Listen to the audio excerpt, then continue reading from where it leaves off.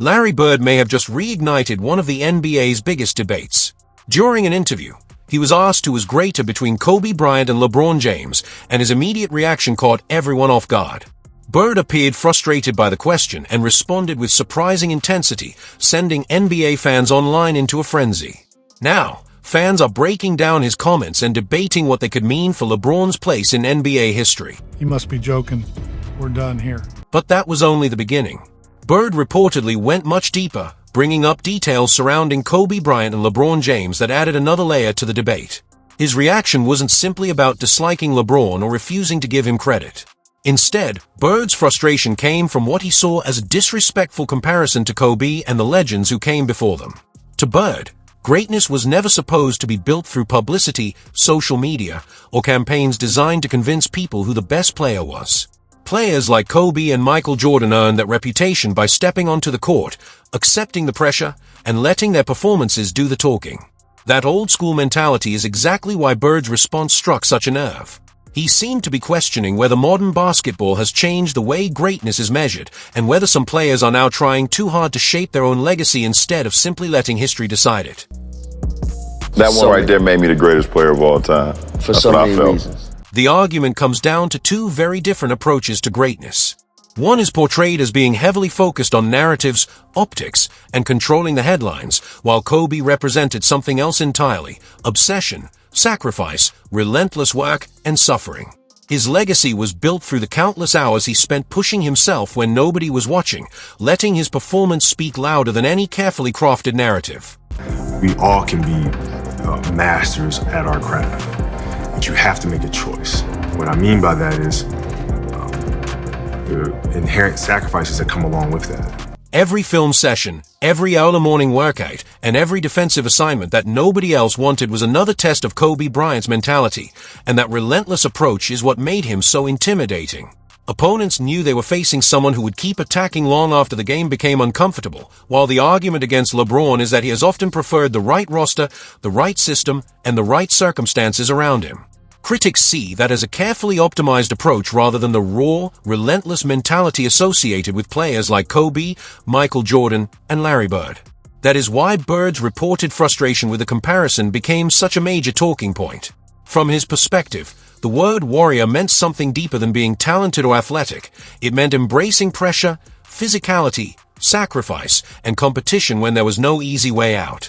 Bird himself entered the NBA in 1979 with the Boston Celtics and played during an era when the game was far more physical, with defenders allowed to make life extremely difficult for offensive players and big men protecting the paint like walls. Bird had to battle through that environment against legends such as Magic Johnson, Kareem Abdul-Jabbar, Julius Erving, and eventually Michael Jordan, while also dealing with injuries that could have kept many players on the sidelines. During the 1985 playoffs against Philadelphia, Bird suffered a serious shoulder injury in Game 2 but continued playing and finished with 20 points and 10 rebounds. Moments like that help explain why his perspective on toughness carries so much weight.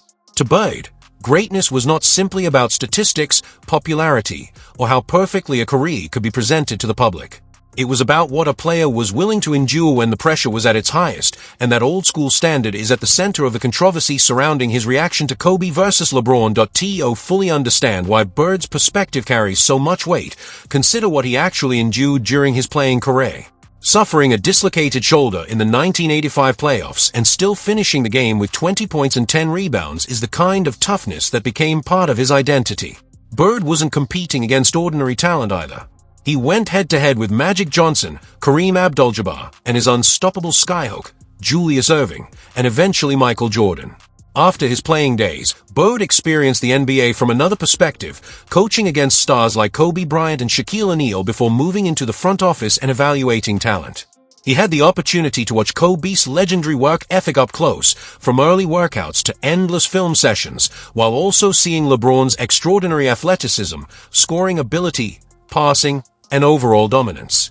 Supporters of Bird's argument say that the difference was never about talent, but about mentality and how each player approached the idea of greatness. Bird has always been known for speaking directly and without worrying about pleasing the crowd, which is why his opinion doesn't need extra promotion to attract attention. So when the Kobe versus LeBron question finally came up, many expected Bird to give the safe, diplomatic answer that most legends would choose. Instead, He appeared to cut straight through the debate, giving fans a response that made it clear he wasn't interested in treating the comparison like an ordinary discussion.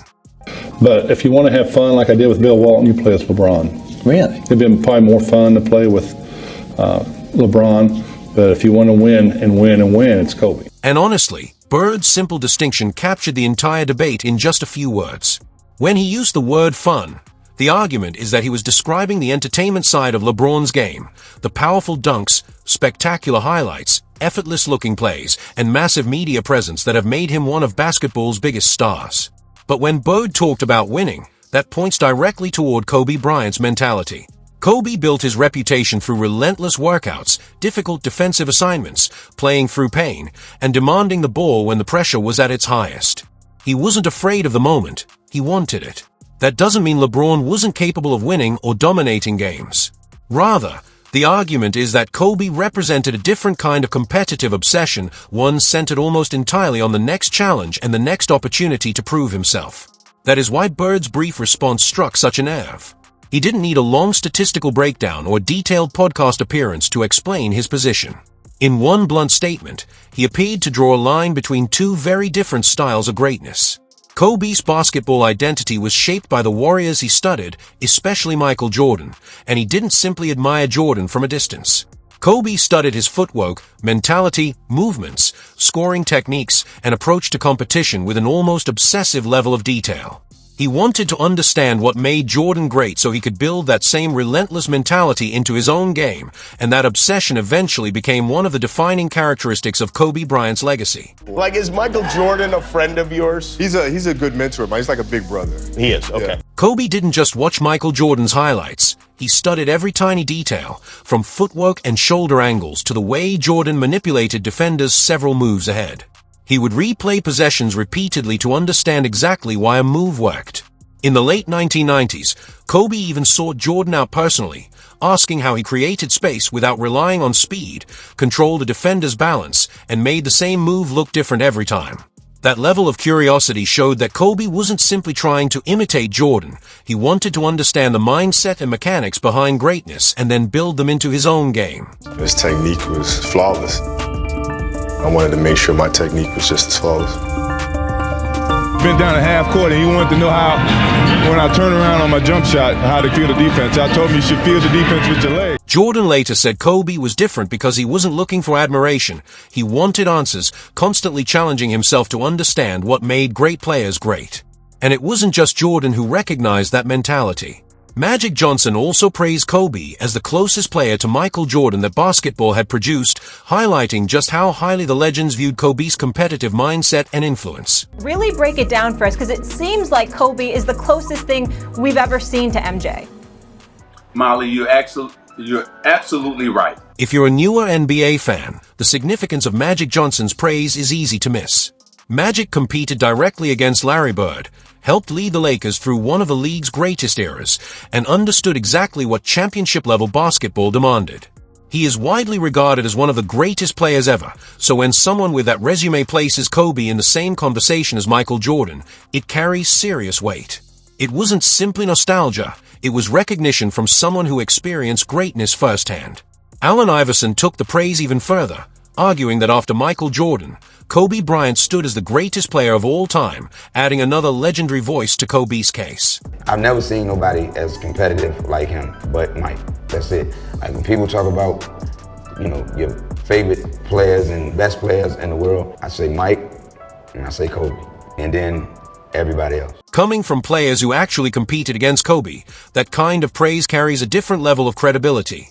But what really separated Kobe in Bird's eyes was how he responded when the game became difficult.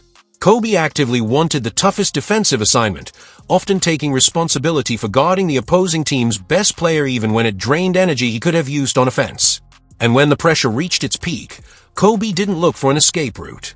With the game on the line, he wanted the ball in his hands, even when defenders knew exactly what was coming. While many players might hesitate because they fear being blamed for a missed shot, Kobe embraced that responsibility and trusted himself to make the play. That mentality was familiar to Bird because he had built his own career around stepping into those high-pressure moments instead of running from them. That is why Bird could recognize Kobe's mentality almost immediately. Modern basketball often places heavy emphasis on efficiency and decision-making, but Bird came from an era when a superstar was expected to carry pressure for the entire team. Kobe embraced that responsibility throughout his career.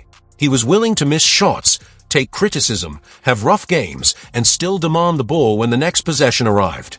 His discipline also came from within.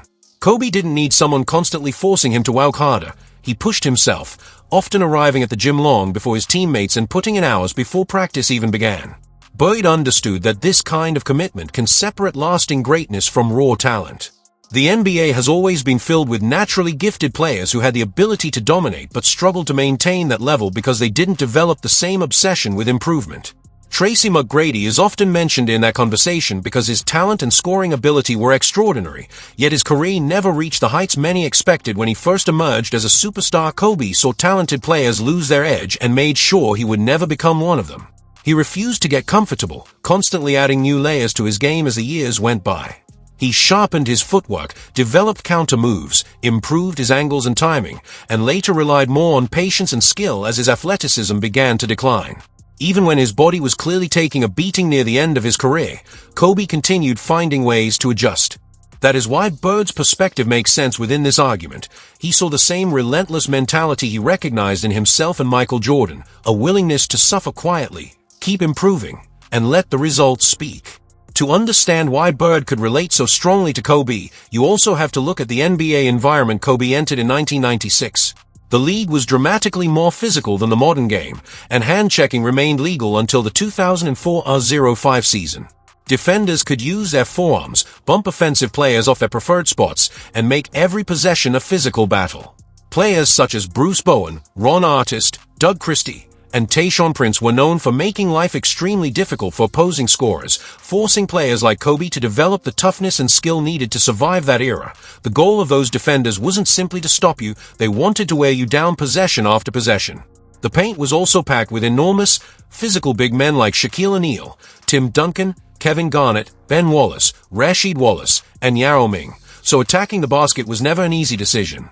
Driving to the rim often meant absorbing heavy contact, and physical plays that might draw a flagrant foul today were sometimes treated as ordinary defense. The 2004 finals showed just how unforgiving that environment could be, as Detroit constantly pressured Kobe, trapped him, forced difficult shots, and challenged him to beat their entire defensive scheme. That era wasn't designed to protect superstar reputations, it exposed weaknesses and forced players to adjust. There was also far less acceptance of sitting out games for rest compared with today's NBA. Kobe regularly played huge minutes across long stretches of his career, and missing games simply because of workload was far less common.